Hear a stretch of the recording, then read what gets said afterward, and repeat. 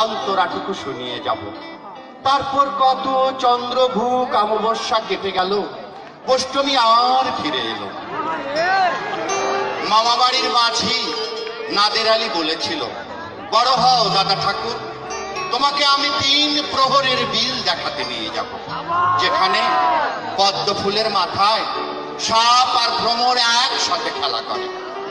নাদের আলী, আমি আর কত বড় হব, আমার মাথায় এই ঘরের ছাদ পুরে আকাশ স্পর্শ করলে তুমি আমায় 3 প্রহরের বিল দেখাতে নিয়ে যাবে?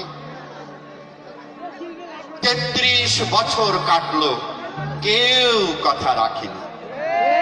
চৌধুরীদের গেটে দাঁড়িয়ে দেখেছি ভিতরে রাস উৎসব, ভিতরে কত রকম রমণী আমোদে হেসেছে, আমার দিকে তারা ফিরেও চায় না।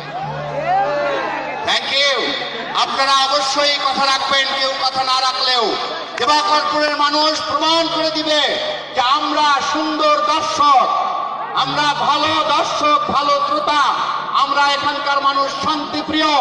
আমরা এই অনুষ্ঠান সুন্দরভাবে শেষ করব।